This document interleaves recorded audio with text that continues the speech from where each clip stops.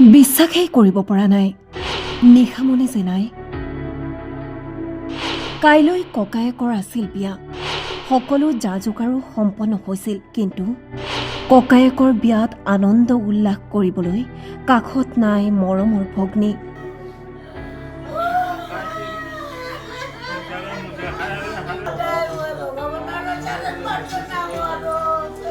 এতিয়া ৰভাতলিত নিমাওমাও পৰিৱেশ কাইলৈ অৰ্থাৎ ২৬ এপ্ৰিলত বিয়া আছিল নিশামণিৰ বৰদেউতাকৰ পুত্ৰ শংকৰ ডেকাৰ কিন্তু হঠাৎ যেন নামি আহিল কাল অমানিশা সকলো থানবান হৈ গ'ল কিমান চাগে হেঁপাহ আছিল ককায়েকৰ বিয়াখনক লৈ মিঠাইৰ পৰা মাছ মঙহলৈকে সকলো যোগাৰ সম্পন্ন হৈছিল কিন্তু সকলো তেনেদৰেই পৰি ৰ'ল যিখন ৰভাতলিত উখল মাখল পৰিৱেশে বিৰাজ কৰিব লাগিছিল সেইখন ৰভাতলিত আজি কেৱল শোকৰ ছাঁ কাহানিও কল্পনা নকৰা এক দৃশ্য চৌপাশে এতিয়া কেৱল কান্দোনৰ ৰোল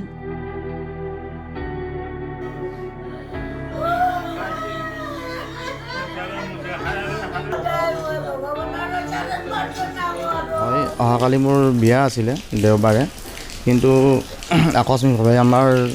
পৰিয়ালৰে ভণ্টি বিহু গাবলৈ গৈ দুৰ্ঘটনাত পতিত হৈ মৃত্যুক আকোৱালি ল'বলগীয়া হয় সেইকাৰণে এতিয়া আমাৰ বিয়াখন এতিয়া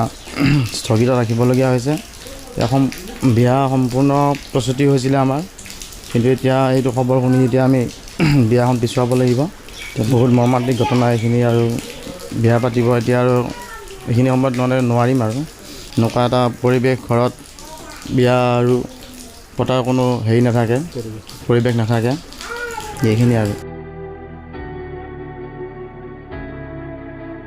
গোৰেশ্বৰৰ পৰা চম্পক চৌধুৰীৰ ৰিপৰ্ট টাইম 8